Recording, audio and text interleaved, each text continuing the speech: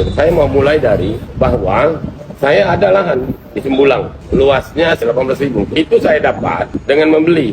Jadi dulu kepala desa, mantan kepala desa, saudara Amin Bujur, sekarang sudah meninggal. Dia memerlukan dana waktu itu, berhutang sama saya. Tidak mampu bayar, dia memberikan surat tanah kepada saya.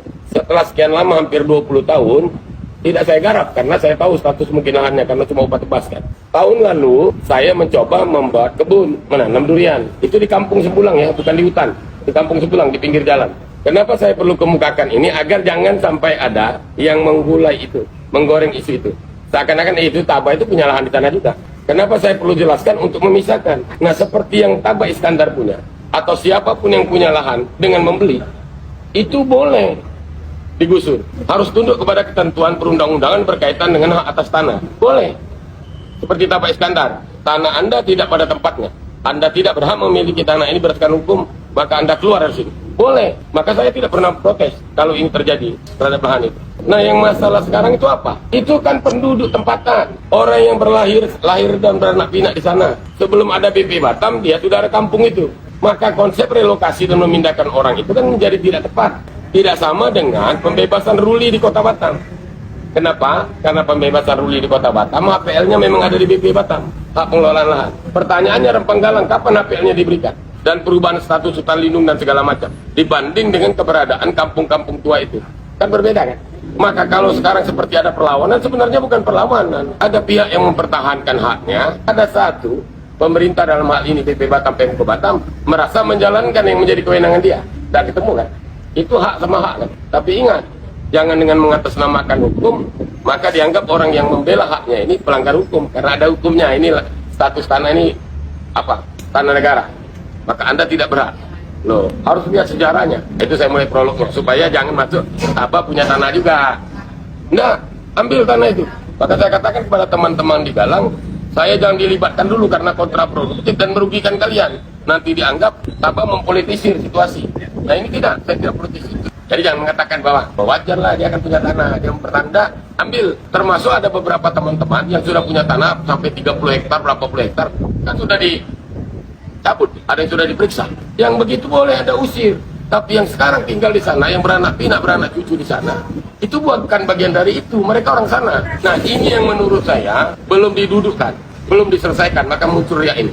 Jadi jangan dibenturkan aparat penegak hukum dengan mereka, masyarakat yang mempertahankan hak. Lakukan dialog. Nah, kita masuk kepada substansi masalah.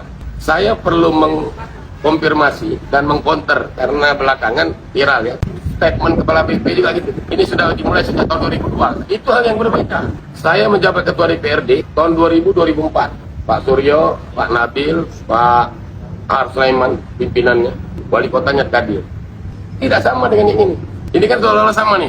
Seakan-akan yang ini hanya meneruskan. Berbeda. Silakan dibuka. Tahun 2000-2004 saya Ketua DPRD dan sekitar tahun 2000-2003 dilakukanlah kerjasama MOU antara BP Batam dengan Pemko Batam. Dia berdua dalam langkah pihak pemerintah dengan PT MEK itu. DPRD memberi rekomendasi. Apa isi rekomendasi? Merekomendasikan untuk dibukanya investasi di sana dengan landasan perda, namanya Perda Pariwisata. Lebih populer disebut kawasan wisata terpadu eksklusif. Dalam rangka memindahkan semua kegiatan-kegiatan malam, aktivitas malam di Kota Batam ke pulau tertentu, yaitu Rempang. Rempang ya, tidak ada Rempang Galang ya, Rempang. Rempangnya pun rempang pulau yang terpisah dari daratnya. Ada pulau tersendiri Rempang. Karena status lahan, ingat baik-baik, tahun 2000-2004, 2004 terutama, akhir jabatan saya. Status lahan itu APL-nya belum ke BP, tidak juga ke Pemko. Jadi Pemko mengklaim merasa kewenangan dia karena itu bukan wilayah kerja BP. Jadi makanya BP tidak bisa memberikan HPL ke sana, mengalokasikan lahan. Belum kewenangan dia. Pemko Batam juga belum mendapatkan kewenangan itu dari negara. Maka muncullah istilah yang namanya status quo. Saya belum melihat, tapi itu ada kepresnya.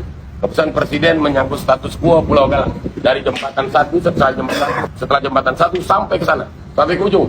Status quo. Artinya apa? Tidak boleh BP, tidak boleh Pemko mengalokasikan.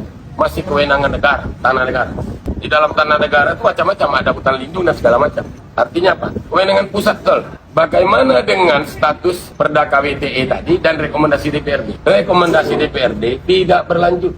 Karena waktu itu yang menjabat Kapolri setelah dilantik dia melarang perjudian.